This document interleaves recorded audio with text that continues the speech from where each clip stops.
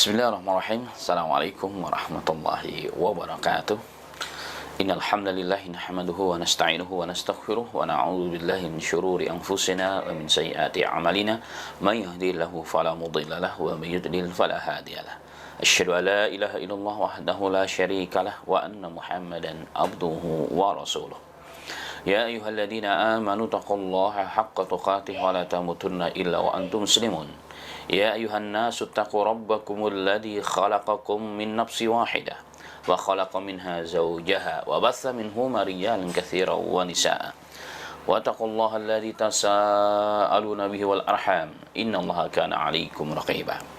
Ya ayyuhalladzina amanu taqullaha wa qulu qawlan sadida yuslih lakum a'malakum wa yaghfir lakum dhunubakum wa may yuti'illaha wa rasulahu faqad faza fawzan 'azima. Amma ba'd, فإن أصدق الحديث كتاب الله وخير الهدي هدي محمد صلى الله عليه وسلم وشر الأمور محدثاتها وكل محدثة بدعة وكل بدعة ضلالة وكل ضلالة في النار. Ma'asyiral muslimin wal muslimat, ikhwan dan akhwat, sahabat Ismail Radio yang dirahmati oleh Allah Subhanahu wa taala.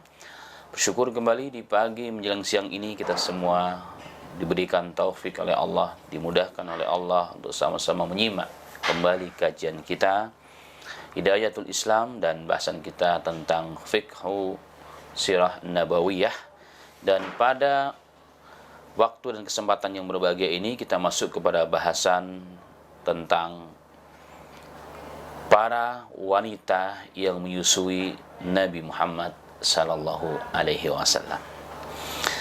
Ma'asyiral muslimin wal muslimat rahimani wa rahimakumullah. Pada kesempatan sebelumnya telah dibahas sama-sama tentang hikmah dari ilahi, hikmah Allah Ta'ala, di mana Nabi Muhammad sallallahu alaihi wasallam dilahirkan, dibesarkan dalam kondisi keadaan sebagai yatim. Yatim adalah orang yang ditinggalkan atau orang yang tidak punya bapak, ditinggal oleh bapak sebelum dia balik. Tambah yatim piatu, subhanallah, beberapa tahun saja bersama ibundanya dan dipotong lagi masa sekian lama beliau tidak bersama ibundanya tapi bersama ibu-ibu susuannya. Kemudian setelah pulangnya dari disusui oleh ibu-ibu yang menyusui Nabi Muhammad SAW kecil, ibundanya kemudian meninggalkan Nabi Muhammad. Dan ini kondisi yang sangat luar biasa. Hidup sebagai yatim bukan kondisi biasa, tambah lagi kefakiran, subhanallah. Tetapi ini semua ada hikmah ilahi yang sangat luar biasa yang pada kesempatan sebelumnya telah dibahas ya. Fadhal, silahkan jika ingin merujuk kembali kepada kajian tersebut ya, bisa dicari mungkin rekamannya pada kajian tersebut. Baik, kita masuk kepada bahasan berikutnya, wanita-wanita yang menyusui Nabi Muhammad sallallahu alaihi wasallam di masa kecil. Sebagai mukadimah, ma'asyiral muslimin wal muslimat, pendengar radio Ismail yang dirahmati oleh Allah Subhanahu wa taala, dalam tradisi Arab terdahulu, bil Quraisy secara khusus, di mana orang-orang Quraisy, orang-orang Mekah, mereka adalah orang kota. Alul hadarah ya, orang kota yang tinggal di kota. Bagaimanapun kondisi kota walaupun di zaman dahulu tentu berbeda dengan kondisinya orang-orang yang di pedalaman. Banyak perbedaan yang terjadi zaman dahulu apalagi zaman sekarang, ya kan. Sehingga ada satu kebiasaan, satu tradisi yang hampir dilakukan oleh, terutama oleh para tokoh-tokoh, oleh orang-orang yang tersohor, yang ternama, yang punya harta pastinya ya. Orang-orang Quraisy menitipkan anak-anak mereka di masa kecil di wilayah perkampungan, atau mungkin bisa disebut dengan orang di wilayah Badui, yang jauh dari hiruk-pikuk kehidupan kota. Di mana di perkampungan tersebut dari banyak sisi masih natural. Baik dari sisi alamnya tentunya ya kan, belum terjadi polusi. Secara akhlak juga demikian ya kan. Secara alam juga lebih sehat bagi anak-anak untuk tumbuh kembang, menjadi anak-anak yang lebih sehat, yang lebih pintar. Kemudian juga secara dari sisi bahasa, kalau di zaman dahulu ya, maka orang-orang Badui bahasa mereka masih fasih, masih fushah, tidak sebagaimana orang-orang kota. Nah, atas dasar-dasar inilah, atau beberapa alasan yang lain tentunya, maka orang-orang Quraisy ya, orang-orang Quraisy mereka akan menitipkan anak-anak mereka di perkampungan Badui, dan anak-anak mereka akan disusui beberapa tahun di sana ya oleh ibu-ibu ya, bayaran tentunya ya, ibu-ibu bayaran yang akan diberikan uang bayarannya sebagai pengganti karena telah mengurusi begitu ya, mengurusi anak mereka di perkampungan tersebut, artinya dengan imbalan lah begitu. Walaupun secara agama tetap itu akan menjadi ibu susuan. Dalam Islam tetap akan menjadi ibu susuan, apalagi sampai bertahun-tahun.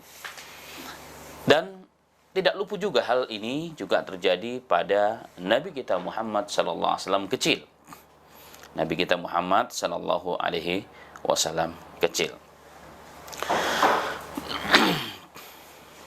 Nabi kita Muhammad sallallahu alaihi wasallam, ya, Nabi kita Muhammad sallallahu alaihi wasallam dalam beberapa informasi yang sampai ya kepada kita hari ini, bahwa Nabi Muhammad sallallahu alaihi wasallam disusui oleh ibunya tidak lama. Ya, tidak lama kemudian disusui oleh seorang wanita, kemudian baru dikirim ke Badui ya, sekian tahun ya, kemudian dibalikkan, kemudian dikirim lagi, kemudian dibalikkan kepada Nabi kita Muhammad sallallahu alaihi wasallam. Baik, sebelum kita masuk kepada siapa wanita-wanita yang menjadi ibu susuannya Nabi Muhammad sallallahu alaihi wasallam, yang tentunya ini semua adalah pilihan Allah. Mungkin Allah melihat pada mereka terdapat sifat-sifat yang mulia, sehingga mereka dititipkan oleh Allah untuk menyusui calon Sayyidul Awwalina wal Akhirin, calon penghulunya para nabi dan rasul, khataman nabiyyin sallallahu alaihi wasallam, calon pembawa rahmatalil alamin Muhammad sallallahu alaihi wasallam. Ada seorang ulama ya dari Amerika Serikat yang keturunan Pakistan. Dalam beberapa pernyataan beliau menulis, Masya Allah, tentang alasan-alasan kenapa masyarakat Quraisy di zaman itu, ya, terutama kalangan bangsawannya pastinya, menitipkan anak-anak mereka di perkampungan Badui. Secara singkat, ya, secara khulasah, ya, dalam bahasa kita, beliau mengatakan, ya, Dr. Abu Ammar Yasir Qadhi namanya. Beliau pernah mengatakan bahwa para bangsawan ya ingin menjadikan anak-anak mereka tumbuh kembang ya, menjadi besar dalam lingkungan yang sehat, natural, secara alami. Sebagaimana tadi dikatakan, karena kehidupan perkampungan itu lebih sehat dari sisi ini, jauh dari polusi, ya kan, jauh dari polusi. Sehingga angka kematian saat itu pun sangat tinggi. Di zaman itu memang sangat tinggi di wilayah perkotaan, karena banyaknya penyakit yang tersebar di wilayah perkotaan. Ini yang pertama, kata beliau. Ini hikmah secara umum, ya. Ini hikmah secara umum, bukan hanya spesial kepada Nabi kita, tapi hikmah secara umum. Kenapa orang-orang Quraisy di zaman itu menitipkan anak mereka di perkampungan Badui. Yang kedua, bahwa mereka, ya ini para bangsawan orang-orang Quraisy, ingin menjadikan anak-anak mereka tumbuh kembang, membangun sosok anak dengan perkembangan stamina dan pendidikan yang keras. Karena kehidupan padang pasir, ya, kehidupan Badui adalah kehidupan padang pasir sebenarnya. Ini kehidupan yang keras, kehidupan yang tidak indah, ya, dari sisi sudut pandang fasilitas, kehidupan yang sangat keras. Karena alamnya keras, padang pasir, tidak seperti di wilayah kita Indonesia, Masya Allah. Sangat keras. Jadi hidup terbiasa dengan kehidupan yang keras. Untuk apa yang mereka inginkan? Agar anak-anak mereka dengan kehidupan yang lebih keras seperti itu, mereka akan terbiasa menghadapi sulitnya kehidupan kelak ketika mereka dewasa di kota Mekah. Dan ini berbeda dengan orang dewasa. Anak-anak memiliki cara tersendiri untuk dapat membahagiakan hidupnya. Ya, berapa keras pun hidup mereka, dan ini akan menjadi terbiasa. Karena dari semenjak kecil mereka hidup seperti itu, sehingga akan menjadi terbiasa. Ketika mereka tinggal di kota, di Mekah, lebih siap untuk menghadapi segala tribulasi kehidupan yang akan datang kepada mereka. Yang ketiga, kata beliau, tumbuh di padang pasir jauh dari keluarga akan menjauhkan anak dari kemanjaan yang biasa diberikan oleh kerabat. Ini kata Syekh Abu Ammar Yasir Qadhi. Masya Allah. Dan itu betul secara fakta. Ya kan? Orang yang hidup dalam serba ada. Apalagi orang-orang yang dianggap sebagai bangsawan walaupun di zaman itu. Kanan kirinya ada orang tuanya, ada kakaknya, ada adiknya, ada tantenya, ada omnya. Pasti akan memanjakan dan akan menghormati, dan tidak satu pun berani mengganggu, menyakiti. Ya kan? Minta apapun pasti akan dikasih. Hidup dengan pembantu dan seterusnya. Dan ini akan menjadikan anak menjadi manja. Terbiasa hidup dalam dunia manja. Hidup manja ini berefek buruk ketika dia sudah dewasa. Berefek buruk ketika nanti dia menjadi seorang pemimpin. Ketika dia menjadi seorang orang tua. Berefek buruk ketika anak-anak ini kelak menghadapi kesulitan hidup. Yang harusnya dirasakan cuma sekian persen, tapi karena nggak biasa menghadapi masalah ini, seakan-akan dia merasa tidak ada manusia yang paling besar ujiannya, kesulitannya melebihi orang tersebut. Ini luar biasa. Ini gambaran secara umum di zaman itu. Taib. Yang terakhir atau yang keempat, kata beliau, para perempuan yang menyusui anak yang berasal dari suku tertentu yang memiliki ketinggian bahasa Arab, ya, di zaman itu masih terdapat di kalangan perempuan-perempuan Badui, di kalangan masyarakat Badui. Dan bahasa Arab yang fasih itu terdapat di sana. Makanya dalam sejarah pun tercatat berapa banyak orang-orang Quraisy, ya, secara khusus, di mana mereka orang orang Arab yang paling bagus, yang paling fasih. Ditambah lagi mereka hidupnya asli di perkampungan yang masih fasih, yang lebih murni dibanding yang di kota. Sehingga kemudian akan memunculkan para ahli-ahli bahasa. Sastrawan tumbuh dan berkembang dari kalangan orang-orang Arab ini. Ini yang terjadi. Dan keabsahan atau keaslian bahasa ini tetap menjadi tolak ukur di zaman itu. Inilah gambaran secara umum, ma'asyiral muslimin wal muslimat, pendengar radio Ismail yang dirahmati oleh Allah, kenapa orang-orang Quraisy mereka menjadi tradisi mereka menyusukan anak-anak mereka di wilayah perkampungan. Boleh ditambahkan, tidak mengurangi dengan apa yang disampaikan oleh beliau dan ulama yang lain. Ada beberapa pernyataan dari para alim ulama, sebagaimana juga dinukilkan oleh Al-Imam Suhaili. Al-Imam Suhaili, ya, dalam kitabnya Ar-Raud Al-Unuf. Ini termasuk kitab Sirah Nabawiyah yang sangat-sangat klasik. Boleh katakan awalun dalam Sirah Nabawiyah, Raudatul Anf atau Raudatul Unf. Ada yang katakan Raudatul Unf. Fi syarhi Sirah Nabawiyah. Ini disyarah oleh Al-Imam Muhaddis Abdurrahman. Ala kulli hal, ada satu kalimat, ya, dari beliau mengatakan di antara tujuan, ya, orang-orang Quraisy memberikan kesempatan anak mereka tumbuh kembang di wilayah pedalaman adalah lian sya'a at-tiflu fil a'raf fayakunu afsah lisanihi wa ajlad lijismihi. Beliau mengatakan supaya anak-anak mereka tumbuh kembang di lingkungan pedesaan, di wilayah Badui, ya kan, di wilayah padang pasir. Untuk apa tentunya? Fayakunu afsahul lisan, agar mereka menjadi orang yang fasih dalam berbahasa, dalam bertutur kata. Kemudian wa azlada li jismihi, dan menjadi kuat fisiknya, menjadi orang yang paling kuat secara fisik. Kan tadi sebagaimana dikatakan di atas, karena mereka terbiasa dengan hidup yang sangat keras ya, hidup di padang pasir yang sangat keras, luar biasa. Ini disebutkan ya dalam kitab Raud Al-Unuf oleh Al-Imam Suhaili. Kemudian ma'asyiral muslimin rahimani wa rahimakallah. Ada satu riwayat juga ya, dirujuk kepada beliau juga ya.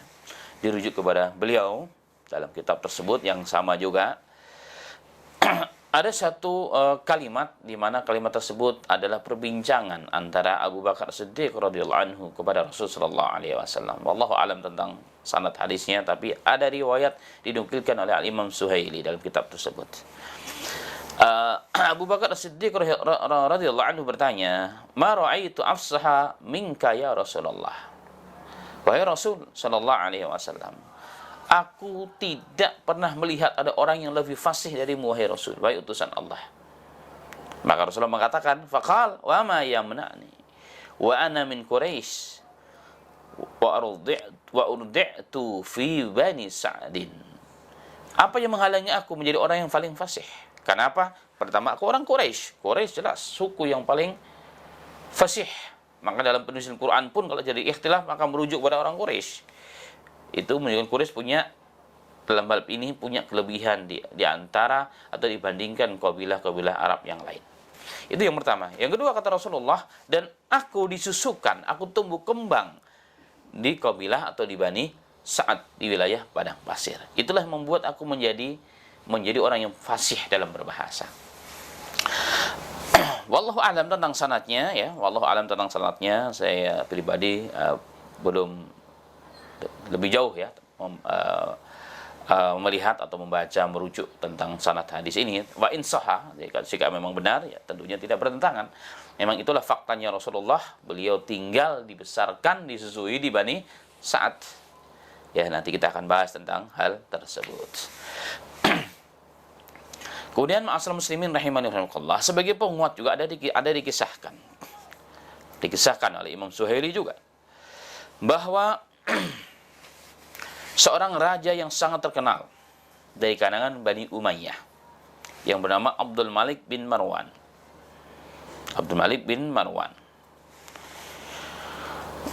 Beliau sangat mencintai anaknya yang bernama Walid. Menjadi Al-Walid, tetapi sayang dia adalah orang yang sering salah dalam berucap. Jadi terdapat lahan dalam berbicara, dalam tutur kata. Ya kan? Jadi pelafalannya maupun i'rabnya ya, gramatikanya dalam bahasa Arab ada kekurangan dibandingkan dengan anaknya yang lain. Anaknya beliau yang lain yaitu Sulaiman.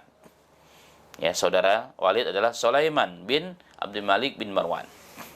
Beliau sangat fasih dalam berucap, dalam bertutur kata. Nah, dalam hal ini maka Al-Imam Suhaili beliau menanggapi hal tersebut. Beliau mengatakan, kenapa Al-Walid tidak lebih hebat dari Sulaiman dalam bab ini? Beliau mengatakan, li'anna al-walida aqama ma ummih wa Sulaimanu wa ghairuhu min ikhwatihi sakanu al-badiyata. Sebabnya yang utama karena Al-Walid anak yang paling dicintainya, putra mahkota, begitulah kurang lebihnya. Sehingga dia tinggal dengan ibunya, dengan orang tuanya. Orang tua pasti dimanjakan, hidup dengan kanan kiri yang serba ada. Ya, semua serba instan, sudah siap semuanya. Berbeda dengan saudara-saudara yang lain. Sulaiman dan yang lainnya, mereka hidup di perkampungan di Badui. Yang secara bahasa lebih fasih, dan sisi yang lain mereka juga lebih baik. Dan ini menunjukkan ya tentang pernyataan Imam Suhaili ya tentang Nabi kita Muhammad dan tentang secara umum orang-orang Quraisy di zaman itu. Itulah di antara alasan kenapa mereka menyusukan anak-anak mereka atau menitipkan anak-anak mereka menjadi tumbuh kembang di wilayah Badui. Kemudian ma'asyiral muslimin rahimani wa rahimakumullah. Tidak mengurangi apa yang disampaikan oleh ulama-ulama terdahulu. Kalau boleh ditambahkan satu hal yang mungkin menjadi hal yang penting, dan ini menjadi sunnatullah tentunya kepada Nabi kita Muhammad secara khusus, di mana kelak Nabi kita Muhammad sallallahu alaihi wasallam punya tanggung jawab yang besar atas umat ini, yang tidak jarang beliau akan berpisah dengan keluarga. Yang tidak jarang beliau akan berpisah dengan orang-orang yang dicintai, anak-anak yang dicintainya. Berjihad, berdakwah, ya kan, siang dan malam dan seterusnya. Maka masa kecilnya beliau di padang pasir di Badui itu mendidik dan menjadikan beliau terbiasa dengan hal seperti itu. Ditambah lagi beliau sendiri ada orang yang yatim. Ini juga menjadikan beliau semakin kuat, semakin tangguh, semakin siap ketika beliau diangkat secara resmi oleh Rabbul Alamin, oleh Tuhan semesta alam, dengan Iqra dan dengan ya ayyuhal mudassir qum fa'anzir. Diangkat menjadi nabi, diangkat menjadi Rasulullah sallallahu alaihi wasallam. Beliau siap. Kenapa? Karena dari sejak kecil beliau telah disiapkan oleh Allah taala. Ya, oleh Allah Subhanahu wa taala. Di antaranya oleh keluarga besarnya, beliau besar tumbuh kembang dengan orang lain disusukan di wilayah perkampungan. Ma'asal muslimin rahimani wa rahimakallah, pendengar Radio Ismail yang dirahmati dan dimuliakan oleh Allah Subhanahu wa taala. Itu sekedar mukadimah, yaitu bahasan mukadimah, pengantar bahasan kita pada pagi dan siang ini tentang wanita-wanita yang pernah menyusui Nabi kita Muhammad sallallahu alaihi wasallam. Pastinya mereka orang-orang yang mulia. Rasulullah manusia terbaik, pastinya yang akan masuk menjadi tulang dan dagingnya Rasulullah, tentunya susu orang-orang yang baik. Tentunya susu orang-orang yang baik, yang saat itu dipilih oleh Allah sesungguhnya. Yang pertama, ma'asal muslimin rahimani wa rahimakallah, ada satu riwayat dalam At-Tabaqat Al-Kubra karya Syekh Muhammad bin Sa'ad bahwa ada 3 perempuan yang pernah menyusui Nabi kita Muhammad sallallahu alaihi wasallam. Walaupun yang ma'ruf 2 ya. Tapi dalam riwayat ini ada 3 perempuan yang menyusui Nabi Muhammad sallallahu alaihi wasallam. Yang nanti satu persatu kita akan terangkan. Yang ma'ruf 2. Tapi dalam Tabaqat Kubra dikatakan ada 3 perempuan yang pernah menyusui Nabi kita Muhammad sallallahu alaihi wasallam. Yang pertama adalah Thuaibah.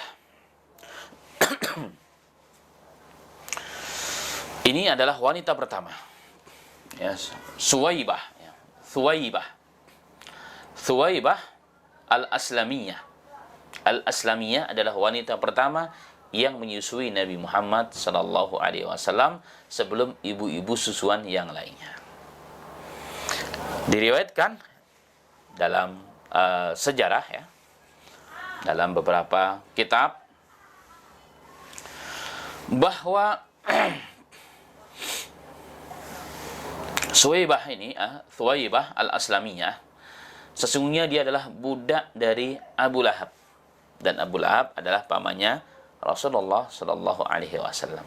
Dalam Mukhtasar Al-Kabir dijelaskan lamma waladathu sallallahu alaihi wasallam ummuhu arda'athu sab'ata ayyamin summa arda'athu Thuwaibah al-Aslamiyah maulatu Abi Lahabin ayyaman. Dikatakan dalam kitab Mukhtasar Al-Kabir ini ada informasi kepada kita bahwa ketika ibundanya Nabi kita Muhammad sallallahu alaihi wasallam, Aminah binti Wahab, melahirkan Rasulullah sallallahu alaihi wasallam, maka beliau, yani ibundanya tersebut menyusui Nabi kita Muhammad sallallahu alaihi wasallam selama 7 hari. Selama 7 hari. Kemudian Thuwaibah al-Aslamiyah yang merupakan budak Abu Lahab menyusuinya selama beberapa hari. Selama beberapa hari. Maka dalam kitab Al-Imam As-Suhaili beliau juga menyebutkan wa arda'athu sallallahu alaihi wasallam Thuwaibah qabla Halimah wa arda'athu ammahu Hamzata wa Abdullah bin Jahash. Jadi Thuwaibah menyusui Rasul sallallahu alaihi wasallam sebelum Halimah As-Sa'diyah. Dan beliau pun telah menyusui sebelumnya pamannya Nabi Muhammad SAW, yaitu Hamzah dan Abdullah bin Jahash. Abdullah bin Jahash ini disebutkan dalam kitabnya Al-Imam As-Suhaili, ya, dalam kitab Al-Imam As-Suhaili, dalam kitabnya Ar-Raud Al-Unuf. Kemudian dalam kitab Al-Imam At-Tabrani dalam Tarikh At-Tabrani disebutkan bahwa awalu man arda'a Rasulullah sallallahu alaihi wasallam Thuwaibah. Orang yang pertama kali menyusui Nabi Muhammad sallallahu alaihi wasallam, artinya yang menyusui, ya, yang menyusui asli ada orang ibunya tentunya. Kalau merujuk digabung dengan riwayat yang pertama tadi, ibunya, kemudian setelah ibunya, jadi perempuan yang menyusui Rasulullah yang bukan ibunya asli, maksudnya ibu susuan. Yang pertama kali adalah Thuwaibah al-Aslamiyah, sebagaimana tadi. Bila bani ibnilaha, ya, dengan air susu anaknya yang bernama Masruh. Yang bernama Masruh ayyaman, beberapa hari qabla, sebelum disusui oleh Halimah As-Sa'diyah. Wa kanat qad arda'at qablahu Hamzah bin Abdul Muttalib wa arda'at ba'dahu Aba Salamah bin Abdul Asad Al-Makhzumi. Beliau dalam kitab ini Al-Imam At-Tabrani mengatakan setelah itu, ya, yang sebelumnya, ya, katanya yang sebelumnya beliau menyusui Hamzah bin Abdul Muttalib, dan kemudian setelahnya, setelah Nabi Muhammad SAW, ia menyusui Abu Salamah bin Abdul Asad Al-Makhzumi. Ini semua menunjukkan kepada kita bahwa Nabi Muhammad SAW disusui oleh ibu susuannya yang pertama setelah ibundanya yang pertama, yaitu Aminah binti Wahab, adalah Thuwaibah al-Aslamiyah yang merupakan budak dari pamannya Abu Lahab. Budak pamannya Abu Lahab. Kemudian ma'asyiral muslimin rahimani wa rahimakallah. Bahkan dalam beberapa riwayat disebutkan juga oleh Imam Bukhari, ya, Abu Lahab ketika beliau mendengar berita bahwa anak saudaranya Abdullah punya anak, walaupun Abdullah sudah meninggal dunia, ya, melalui istrinya pastinya, ini Aminah punya anak. Orang yang pertama kali mengabarkan berita kepada Abu Lahab itu adalah budaknya. Ya kan? Itu adalah budaknya. Itulah Thuwaibah. Kemudian Thuwaibah dibebaskan. Ya, karena begitu senangnya si Abu Lahab ini dalam riwayat, maka beliau dibebaskan menjadi dari budak, dimerdekakan. Dan memerdekakan seorang budak itu bukan perkara ringan di zaman itu, perkara yang sangat luar biasa. Dan Rasulullah pun telah mengatakan, ya, bahwa orang yang membebaskan seseorang itu dari budak, maka akan menjadikan sebab dia diselamatkan oleh Allah dari api neraka, dalam mafhum hadis yang umum.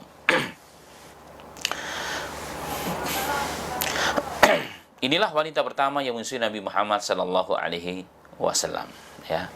Ada riwayat juga, ya, ada riwayat tambahan, ya, semuanya, tapi sebenarnya ini bukan bahasan inti kita, ya. Bukan bahasan inti, tapi tidak mengurangi, ya, bahasan inti kita, bahwa dalam riwayat diterangkan juga dalam Sahih Bukhari sebenarnya, tapi bukan hadis inti. Bukan hadis inti, dikatakan bahwa salah seorang rawi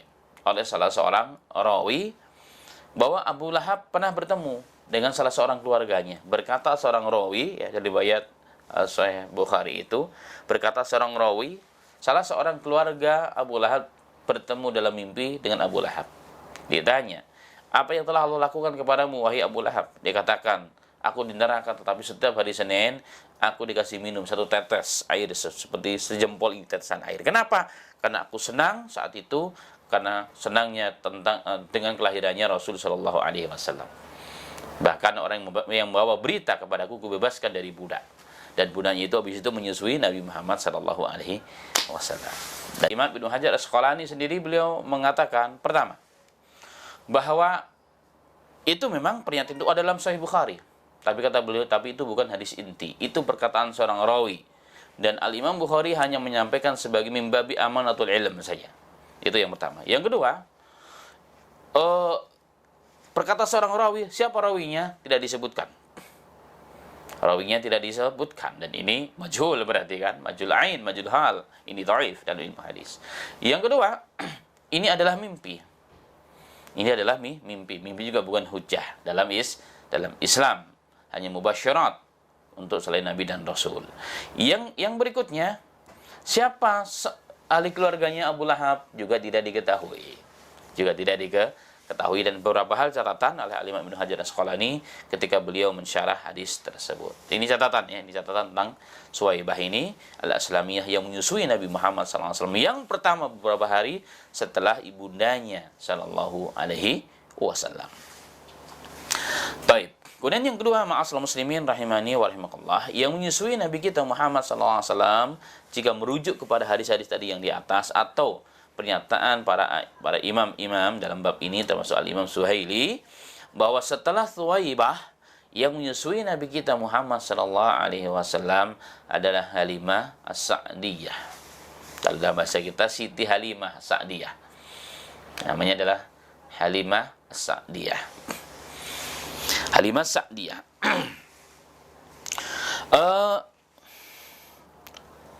Setelah Nabi Muhammad dilahirkan, disusui oleh ibundanya beberapa hari, kemudian disusui oleh Thuwaibah ya beberapa hari, kemudian oleh kakeknya dititipkan kepada Halimah binti Abu Dhu'aib dari kalangan Bani Sa'ad.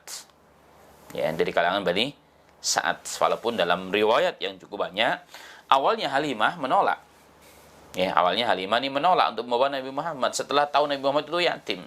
Karena mereka berpikir, kalau dia yatim, kita datang kemari kan untuk cari uang. Kondisi di wilayah kita kan sedang susah. Artinya kita nyusi orang itu supaya kita dapat uang, begitu. Nah, kalau kita nyusi orang tapi nggak dapat uang, ya nambah nyusahin kita. Jadi maksud dan tujuan nggak tercapai. Awalnya dia tidak mau. Ya, awalnya Halimah beserta suaminya tidak mau. Tapi Allah takdirkan hal itu, Allah amanahkan kepada wanita yang mulia ini pastinya. Kemudian ketika waktu kembali ke kampung, teman-teman sudah semua membawa anak-anak susuan mereka, ya, dengan akad pastinya dari orang tua mereka.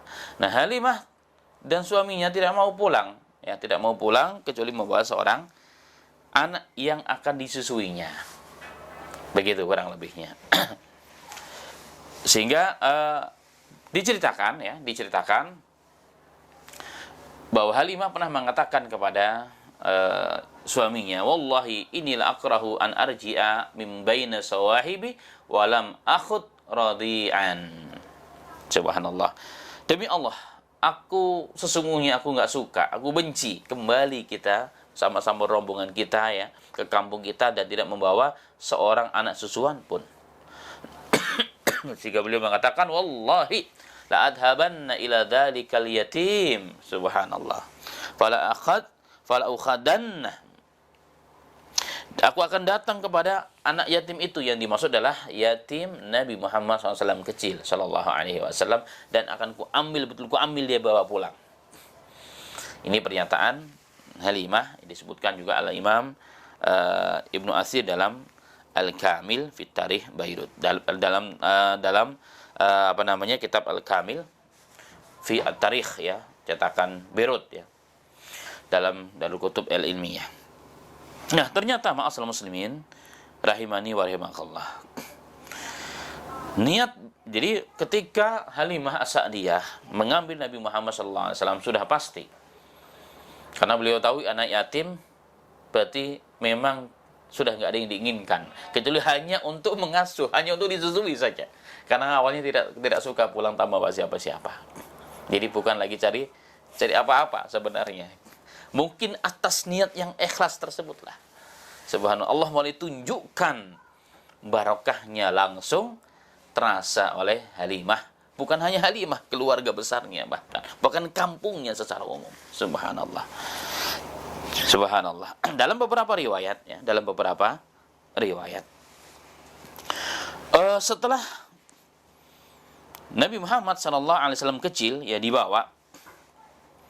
Setelah Nabi Muhammad sallallahu alaihi wasallam kecil, dibawa pulang ya oleh Halimah bersama suaminya yang bernama Al-Haris bin Abdul Uzza.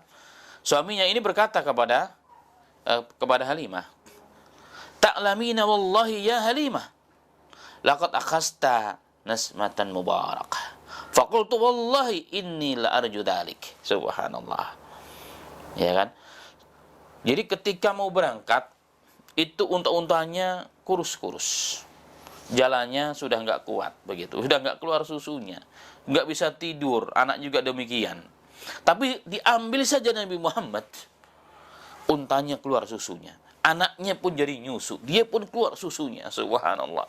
Jadi saat itu juga langsung Allah tunjukkan barokahnya kepada Nabi Muhammad dan orang yang ada di sekelilingnya. Makanya suaminya mengatakan, "Ta'lamina wallahi ya Halimah." Subhanallah, demi Allah, kau tahu wahai Halimah, sesungguhnya telah kau ambil anak yang diberkahi oleh Allah Ta'ala. Subhanallah. Maka dikatakan, "Fakultu," aku katakan, "Wallahi inilah arju dzalika." Demi Allah, aku berharap demikian wahai suamiku. Inilah pernyataannya yang langsung terasa. Karena yang dibawa bukan manusia biasa ternyata dia adalah Allah persiapkan kelak di belakang hari menjadi manusia yang menjadi rahmat bagi semesta alam. Maka dari semenjak kecil pun sudah nampak barokah. Ya Allah berikan ya tanda-tanda barokah kepada orang-orang yang peduli dengan orang tersebut. Subhanallah. Jadi memang pengaruh ikhlas ma'asal muslimin itu penting. Ya, ikhlas itu kadang-kadang memang dipaksa. Ini Allah paksa nih Halimah.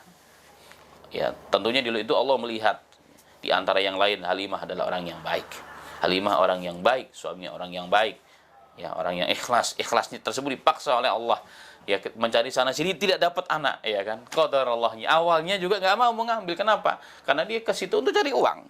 Nyusui anak itu untuk cari uang. Kenapa? Karena kondisi kampung mereka padang pasir badui, ya kan? Sangat kurang. Maka dengan uang yang dikasih oleh orang kota cukuplah untuk menjalani kehidupan mereka. Tapi ternyata yang mereka dapatkan tidak dapat. Maka daripada pulang nggak bawa apa, ya sudah, bismillah kita bawa anak yatim. Berarti niatnya ingin membantu, ingin menolong, yang meringankan beban orang lain.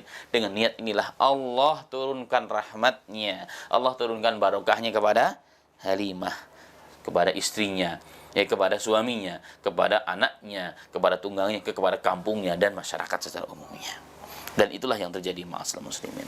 Sehingga apa yang terjadi? Apa yang terjadi ma'asal muslimin rahimani wa rahimakallah, dalam perjalanan unta yang paling cepat. Anaknya sampai sama di tempat kampungnya yang tadinya unta-untanya sudah kurus-kurus menjadi gemuk-gemuk, semua mengeluarkan susu yang sangat luar biasa. Sehingga semuanya menjadi hidup dengan nyaman, dengan tentram. Anaknya kenyang, tidur dalam kondisi kenyang. Hewan-hewan mereka pun juga Masya Allah barokah. Dan fenomena ini ma'asal muslimin, ya, fenomena ini membuat masyarakat kanan kiri kaumnya, ya, kaumnya ini meminta agar kambing-kambing mereka pun digembalakan bersama kambing-kambing milik Halimah Sa'diyah. Ya, dan Haris bin Abdul Uzza yang merupakan suaminya. Kenapa? Karena kambing-kambing mereka tetap kurus-kurus, tapi kambingnya Halimah ini jangan memakan rumput-rumput yang lain. Itu seakan praduganya seperti itu. Maka sudah diikutkan saja. Ada apa nih sebenarnya, kan kurang lebih begitulah. Subhanallah. Ini terjadi ma'asyiral muslimin.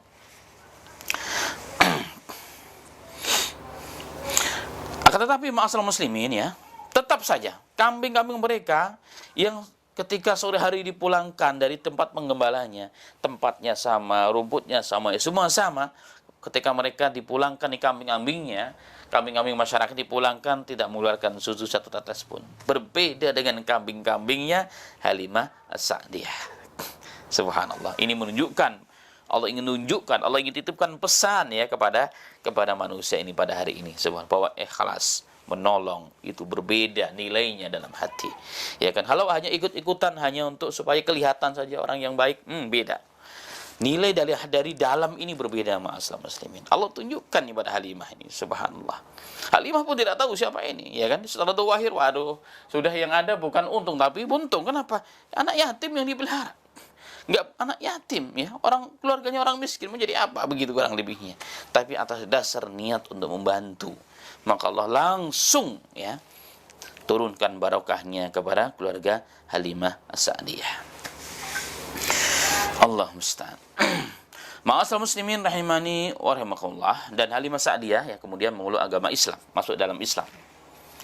Berarti masuk dalam kalangan kaum muslimin dan muslimat. Walaupun ada yang mengatakan tidak secara langsung beriman kepada Rasulullah sallallahu alaihi wasallam.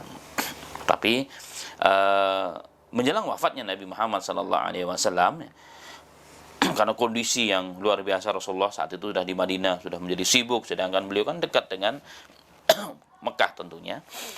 Akhirnya bertemu juga dengan Rasulullah sallallahu alaihi wasallam.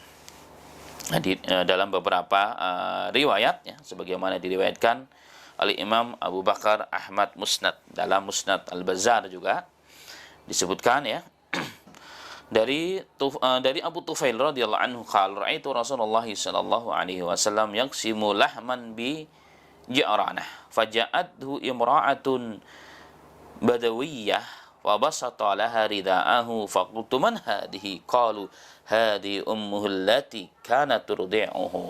Subhanallah.